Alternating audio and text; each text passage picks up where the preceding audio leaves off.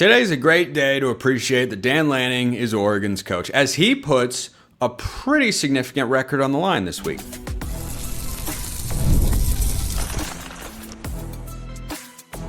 You are Locked On Ducks, your daily podcast on the Oregon Ducks, part of the Locked On Podcast Network, your team every day.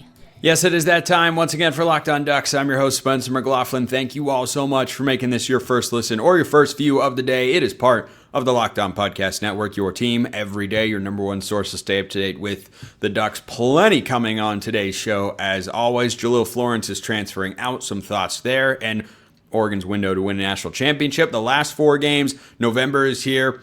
Kind of a gauntlet for the Ducks. Some thoughts on all of that. Today's show brought to you by our friends over at Game Time. Download the Game Time app, create an account, use code LOCKEDONCollege for $20 off your first purchase. So, Dan Lanning has never lost to an unranked opponent during his tenure with the Ducks, which for a first-time head coach is pretty darn impressive. Because as a certain head coach on the other side of the country is showing, not losing to unranked opponents, not as easy as it seems. Never has been in college football, but also in today's world of college football, where the gap between the top of the sport and the 30th team in the sport is smaller than it used to be, it's especially impressive. But Dan Lanning is putting that unblemished record against unranked foes on the line this week against Iowa. So, big picture thought that I have on this game, the biggest picture thought, is that Iowa should be ranked. In my top 25 over on Locked On College Football, you can check it out at LockedOn_CFB on Twitter. I have Iowa inside the top 25. I actually have the number 20.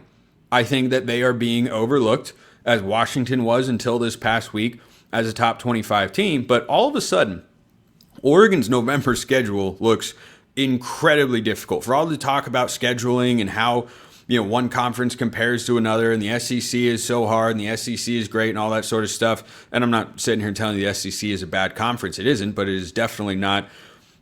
It hasn't separated, or it isn't as separated from the rest of college football in a significant way. And it's the Big Ten that has actually won the last 2 national championships. But suddenly you look up, and Oregon has 3, or should be 3, ranked teams on the schedule. And so that all starts with Iowa this week, who for a long time has been a program since Kirk Ferentz got there in 1999. They've been a program that just wins. They're kind of the Utah, more on this coming later on the show. They're kind of the Utah of the Big Ten in a way. Utah had the conference championships there at the end, and Iowa doesn't have that quite as much. But they're just a very high floor, steady, defensively oriented program.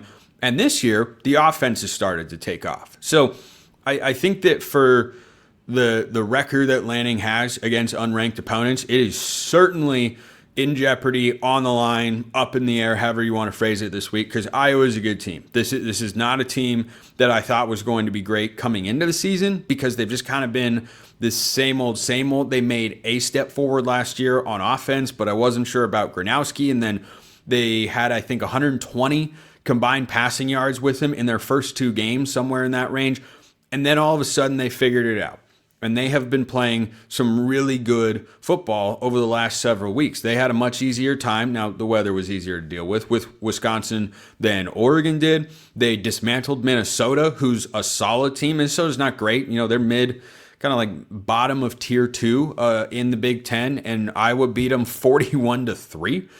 That's a rivalry game too, and they just blew the doors off them. Like, the Hawkeyes are going to be at home, off a bye, and also playing with a little bit of a chip on their shoulder, because they probably feel like they should get more respect than they're getting right now, but they are not. And so this is a legitimate test in a number of different ways. We'll be talking about the Hawkeyes plenty throughout the week, of course, here on the show. Oregon basketball also starts this week. I'll try to get you guys some bonus shows on that. First game is Tuesday, November 4th against Hawaii at Matthew Knight Arena. So no Jackson Shellstad, of course, to begin the year, but second scrimmage didn't go as well as the first one. Bringing this back to football, though.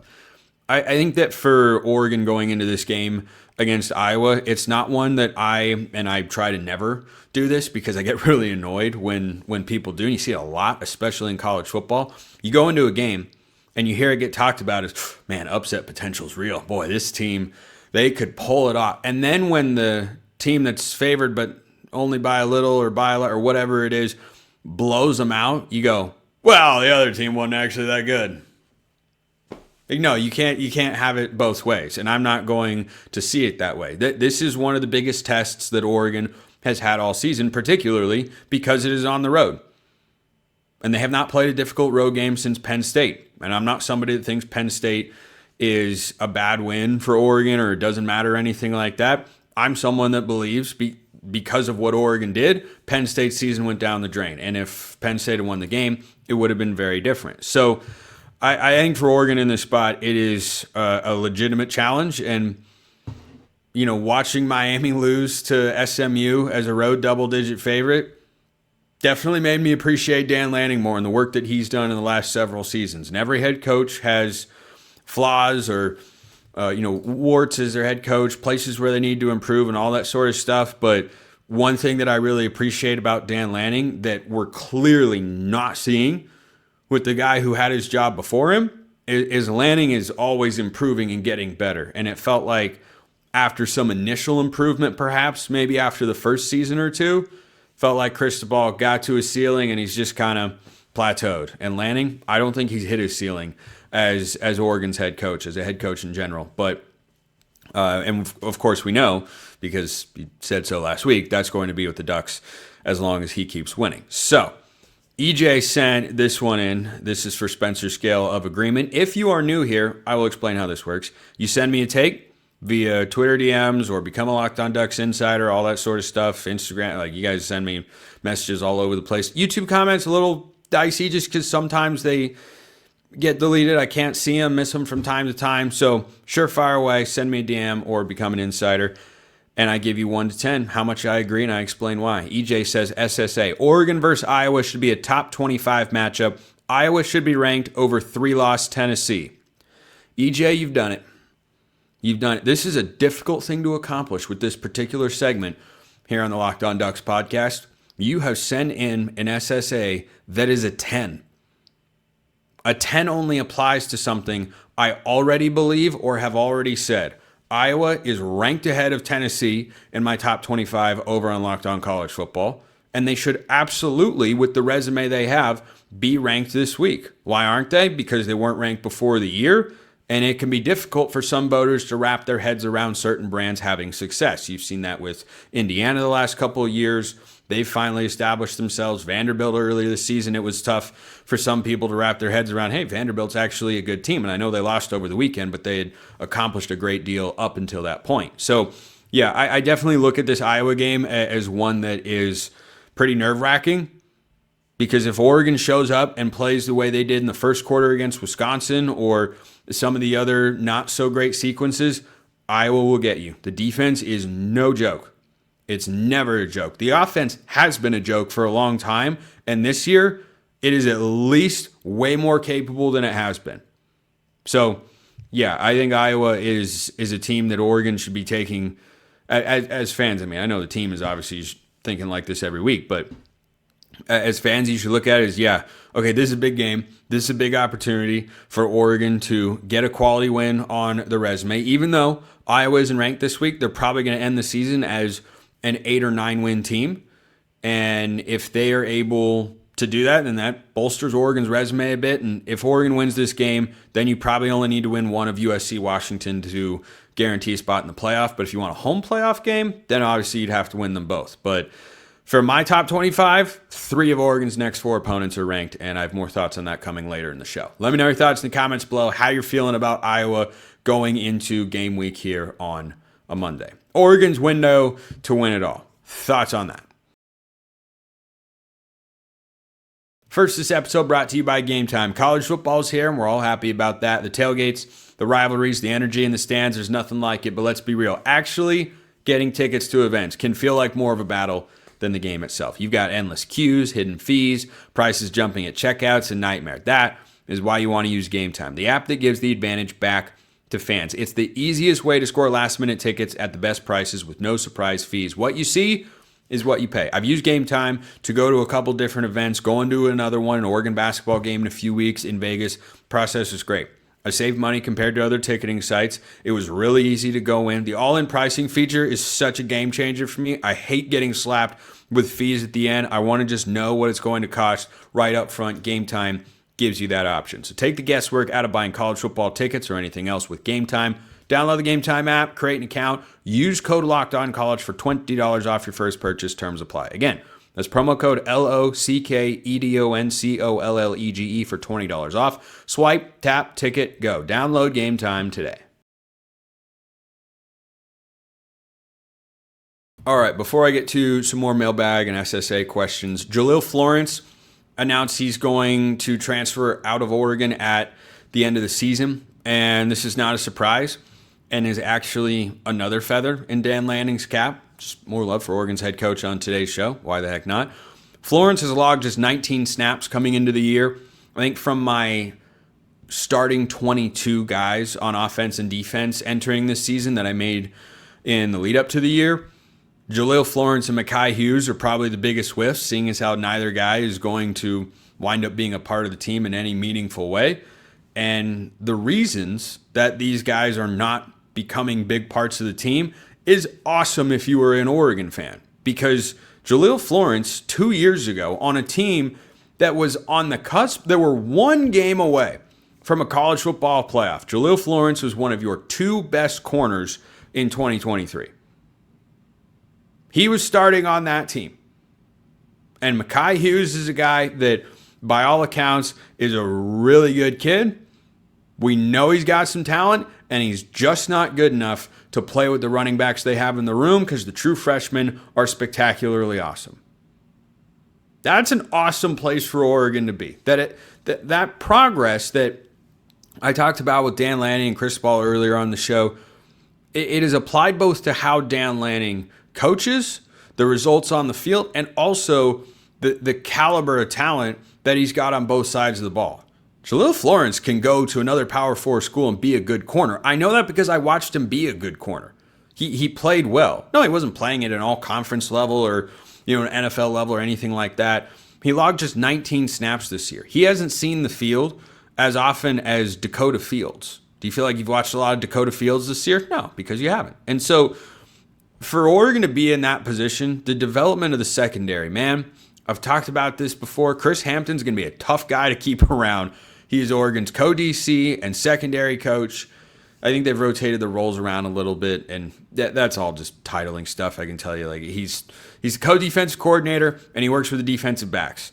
And the way this secondary is played has been beyond what my expectations were for this season. We know Brandon Finney is a superstar. Thieneman's been a stud. Flowers looks awesome. And that a guy that is good enough to start for your program is no longer good enough to see the field in a meaningful way. Boy, that speaks volumes about the way that they have recruited, retained, and developed talent in that room and what it says about what that group's going to be going forward. So I wish Jahlil Florence the best in his football ventures. I imagine, given the track record of recent guys, he's probably going to wind up at UCLA. Somehow, some way. Roderick Pleasant has been playing great football down there. Jalen Davies has been a starter for a couple of years. Keanu Williams, Cole Martin, they're all down at UCLA.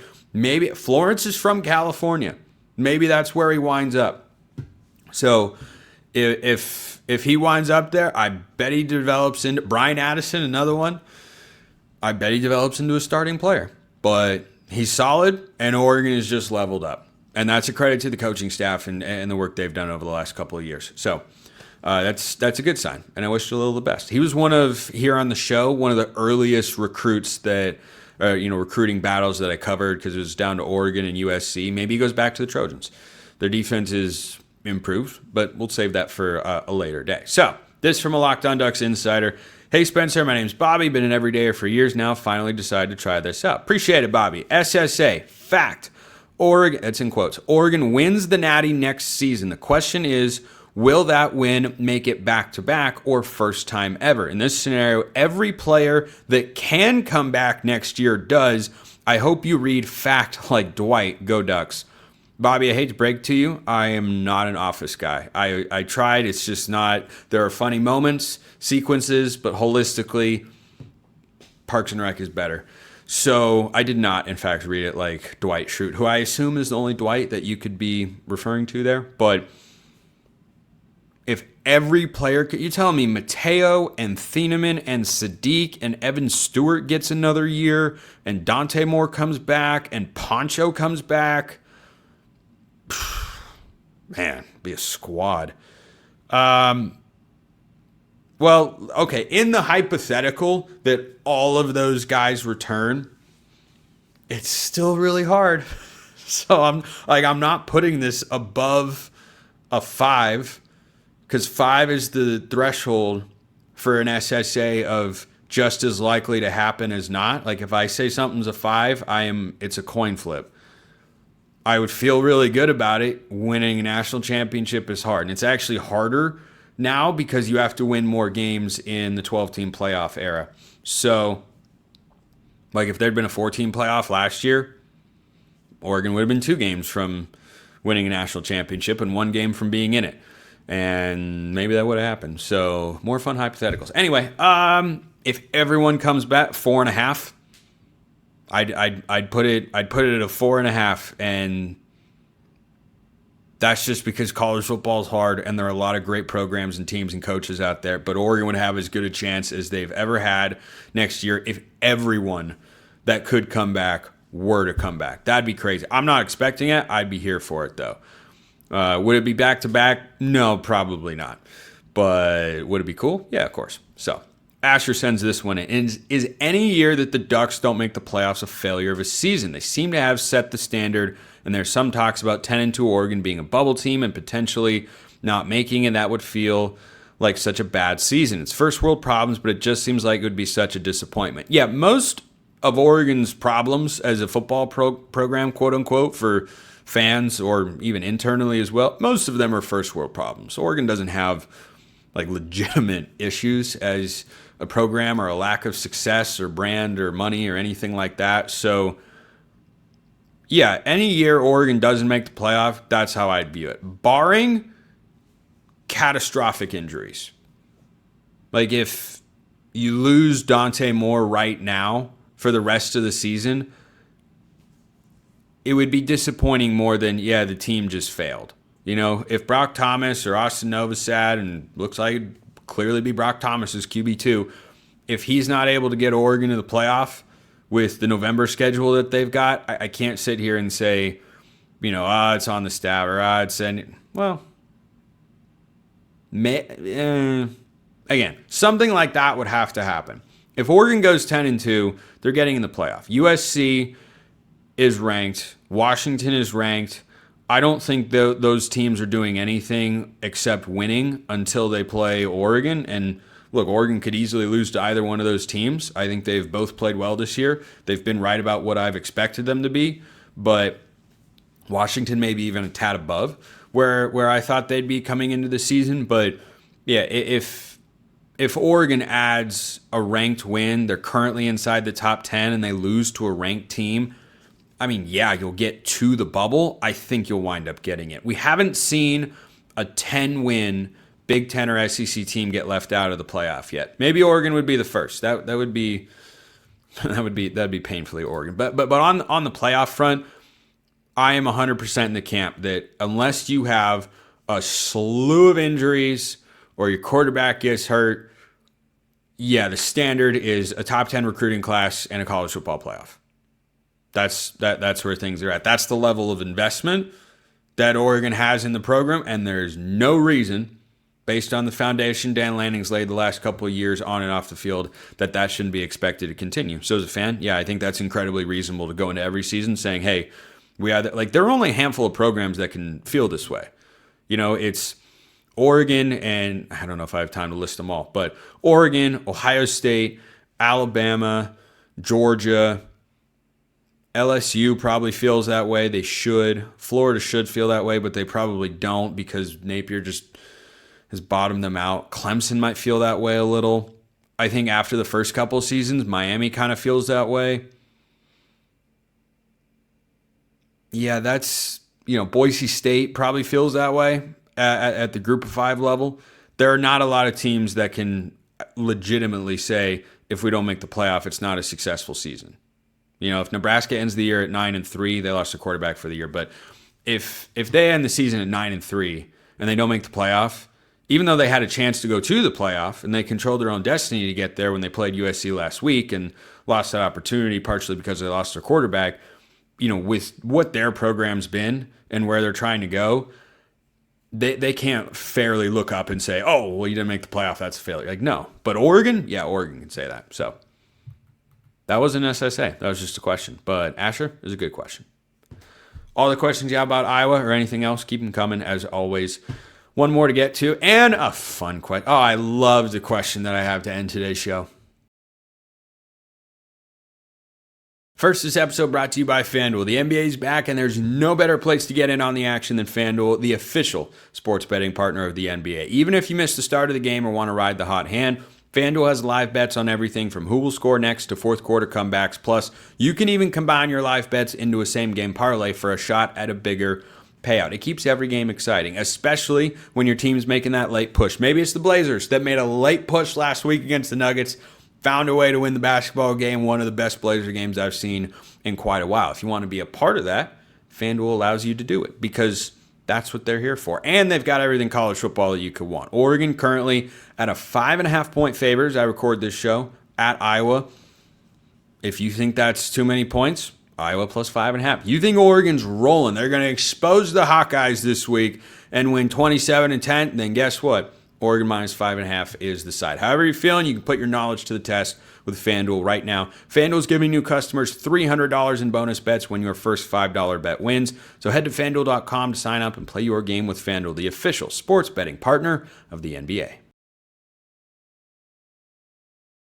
All right, question here from Days Since Titans. I assume you're a Tennessee Titans fan, and it's Days Since Titans, had a winning season, a competent owner, good coach, did anything right? Yeah.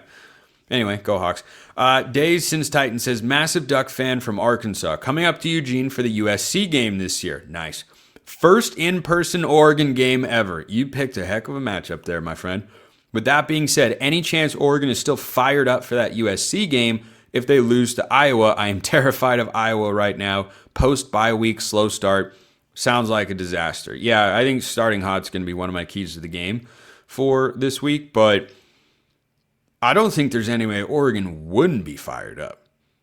Because if they lose to Iowa, suddenly you might not have full control over your playoff destiny, though two ranked teams on the schedule to end the season would probably get you back inside. And inside the 12, top 12, where you need to be, and obviously you'd be an at-large in that spot. And Oregon's likely to be an at-large playoff team anyway, because I don't see Indiana or Ohio State losing. I think those teams are going to meet in the Big Ten championship, which will be fun to watch. But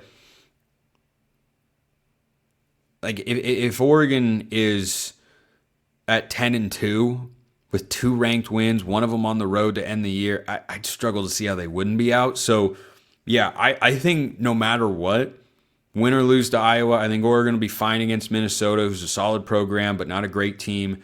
Oregon should be fine in that game. Against USC, I think no matter what, you're going to see an Oregon team that comes out fired up. Dan Lanning and Lincoln Riley were hired to their respective jobs in the same year, and there's always a little bit of an edge. Even though Lanning doesn't have a history with USC, he hasn't been in a lot of programs that have back and forths with USC. I think Lanning has a pretty good feel for Oregon fans for the most part, and I think he'll understand the assignment there against the Trojans. But yeah, I think that's an awesome game to go to, because that USC game, first time they've met as Big Ten foes, and USC blew up the Pac-12, which for a lot of Oregon fans is still a sore spot, myself included. I hate that that's the case. Pac-12 didn't need to go away, but it did because USC is greedy. So yeah, I think that's going to be an awesome environment. And I hope Oregon goes blackout and, throw back to 2009. I think that's just the way that it's got to go. Speaking of which, fun question to wrap up today's show. Speaking of the Big Ten, this one came from a Locked On Ducks insider a while back. And I wanted to make sure I gave it the proper time and also had a good spot to put it. Who are the Pac-12, RIP, thank you for putting that in there. Who are the Pac-12 parallels of current Big Ten teams for the Ducks? I feel Wisconsin is the defensive version of Washington State or maybe Utah. and Indiana is currently Stanford. Keep up the great work, go Ducks. So 3 examples in here are relatively easy because they're the same schools. Washington is Washington, USC, and UCLA. All of them are the same. Okay, I thought about the other ones a good amount. Washington State, to me, is Rutgers. Smaller stadium compared to the other teams in the league. Solid fan support. Kind of a fun vibe all the time. They're rarely towards the top of the conference. Every now and then they could get you, but they're kind of a low ceiling, low floor sort of spot. But you never know. You never know when you go play in that sort of environment. But if you play the way you're capable of, from Oregon's standpoint, you have 56-10 from a couple weeks ago. So, yeah, Rutgers to me is Washington State. The Beavs are Purdue. Their fans are good. The results are not very good. They don't have as much money as everybody else. And their fans actually value a different sport more than football because they have more success at a national level. For Oregon State, that's baseball. For Purdue, that is basketball. Cal is Maryland. They are coastal, and they are usually mid, but never usually a total bottom dweller. That's been Cal for quite a while.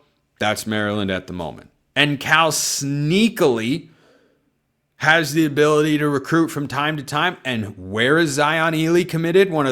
Or the top player in the class of 2026? He's committed to Maryland. Why? Sneaky potential at either of those spots, but usually pretty mid, which is what Maryland is.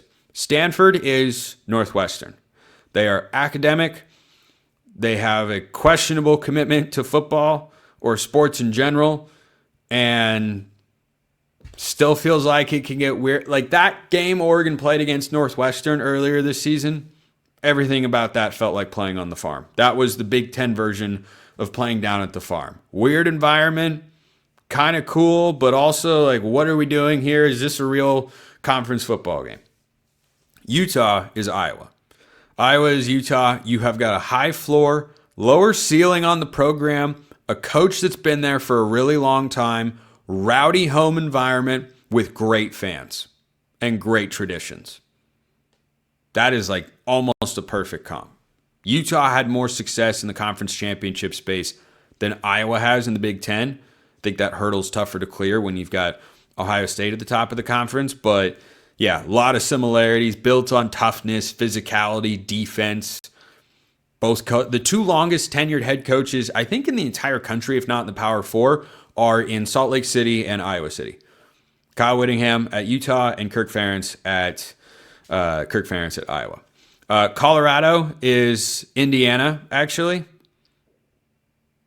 You have to get the right coach in there, but if somehow you did, you would take a place that has no tradition of winning, and suddenly you'd invigorate a very real fan base. Indiana's home stadium, I think it's Memorial Stadium, it's packed every week. It's electric, man. Their fans are awesome.